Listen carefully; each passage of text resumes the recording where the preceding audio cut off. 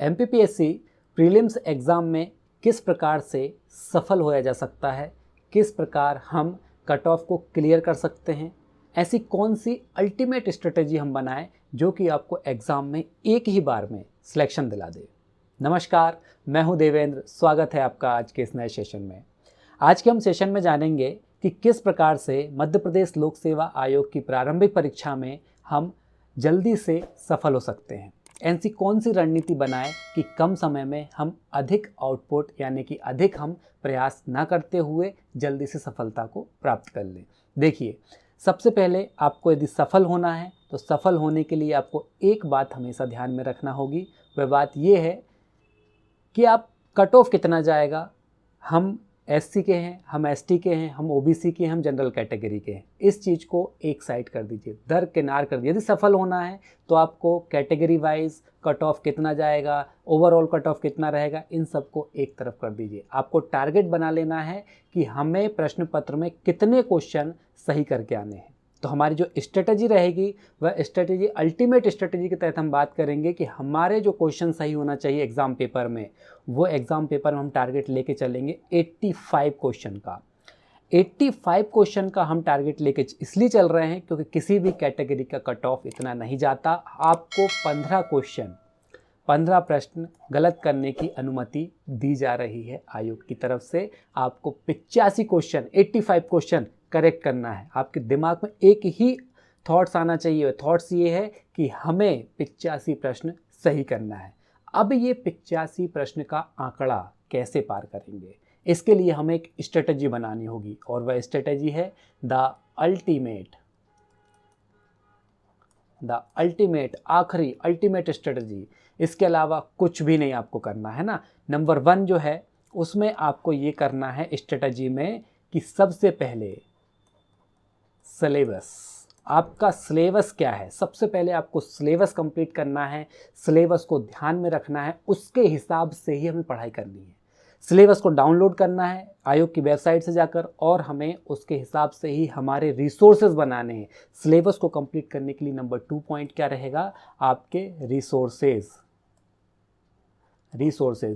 क्या हो सकते हैं, आपके नोट्स हो सकते हैं, आपके बुक्स हो सकती हैं, आपके हैंड रिटन नोट्स, या फिर इंटरनेट से भी आप नोट्स बना सकते हैं, इंटरनेट की मदद ले सकते हैं। जो भी टॉपिक आपको बुक्स में नहीं मिलते या फिर किसी एक जगह कलेक्शन नहीं है।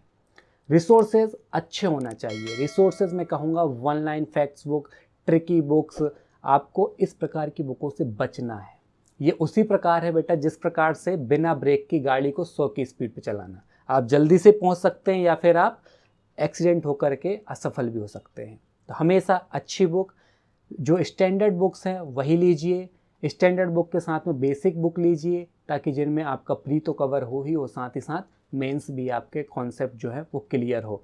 हमेशा शॉर्ट ट्रिक वाली बुक, हाँ रिवीजन के लिए ज़रूर फॉलो कर सकते हो, लेकिन कभी भी आपको बेसिक बुक नहीं बनाना, उनको आधार बुक नहीं बनाना। हमें अच्छी किताबें कौन सी लेना चाहिए यदि प्रीलिम्स के लिए आपको नहीं पता है तो मैंने एक वीडियो बनाई है, आप उसको जा करके देखिए, पता चलेगा कि हमें कौन सी किताबें एमपीपीएससी प्रीलिम्स के लिए पढ़ना है।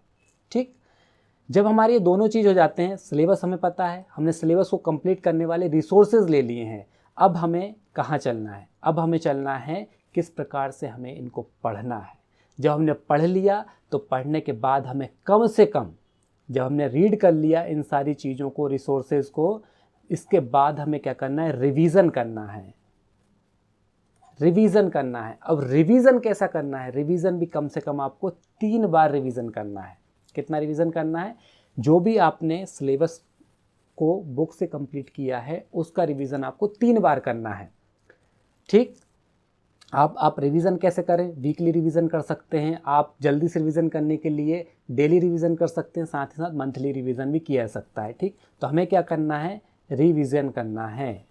रिवीजन करेंगे तभी आप सिलेक्शन ले पाएंगे। रिवीजन करने से आपके दिमाग की क्षमता बढ़ेगी, याद करने के कॉन्सेप्ट्स बढ़ेंगे। ठीक, इसके बाद में जब आप रिवीजन कर लेते हैं तो किसी भी एग्ज़ाम को या फिर किसी भी काम को सक्सेसफुल बनाने के लिए सबसे ज़रूरी चीज़ है अभ्यास, प्रैक्टिस। क्या करना है आपको, प्रैक्टिस करना है। अब प्रैक्टिस भी प्रीलिम्स एग्ज़ाम है तो ऑब्जेक्टिव की प्रैक्टिस करना है, आपको डेली 500 ऑब्जेक्टिव सॉल्व करना है। अब ये 500 ऑब्जेक्टिव आप कहाँ से सॉल्व करेंगे? आप ऑब्जेक्टिव टाइप बुक्स ले सकते हैं, इसके बाद आप टेस्ट पेपर्स ले सकते हैं, ये 2 चीज़ आप कर सकते हैं। इसके बाद में आयोग के प्रीवियस ईयर के क्वेश्चन पेपर भी आप सॉल्व कर सकते हैं। ठीक, तो यह आपकी प्रैक्टिस हो गई। प्रैक्टिस के बाद में सबसे ज़रूरी और आखिरी लेकिन बहुत ही इम्पॉर्टेंट वो है प्रेजेंट ऑफ माइंड। आपका एग्ज़ाम हॉल में आप किस प्रकार से परफॉर्मेंस दे करके आते हैं, एग्ज़ाम हॉल में आपका दिमाग क्या कहता है और आप अपने दिमाग की किस प्रकार से सुनते हैं, आपका एग्जीक्यूशन कैसा है, क्या आप OMR भरते टाइम सर्कल ठीक से फिल कर रहे हैं, क्या आप प्रश्न को ठीक तरीके से समझ पा रहे हैं, तो वो आपको बहुत अच्छे तरीके से करना है।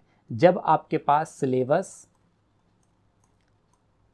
सिलेबस के साथ में रिसोर्सेज यानी कि बुक्स, नोट्स, इसके बाद में रिवीजन के बाद में प्रैक्टिस,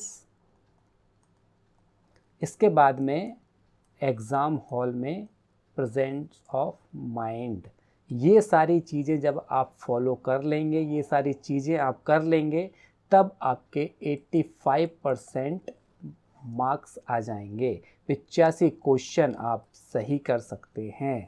85 क्वेश्चन सही करने का मतलब है इंटू 2 कर दीजिए, आप 170 नंबर लेकर के आ सकते हैं। और किसी भी कैटेगरी के हैं आप, 170 या फिर 85 करेक्ट क्वेश्चन कट ऑफ नहीं जाता, आप सफल हो जाएंगे। ठीक, क्या करना है? सिलेबस कंप्लीट करना है, बुक्स अच्छी पढ़ना है, नोट्स अच्छे तरीके से बनाना है, इनको रिवीजन करना है, प्रैक्टिस करना है और एग्ज़ाम हॉल में एग्जीक्यूट करना है अपने नॉलेज को। ठीक, एग्ज़ाम के लिए best of luck, wish you all the best.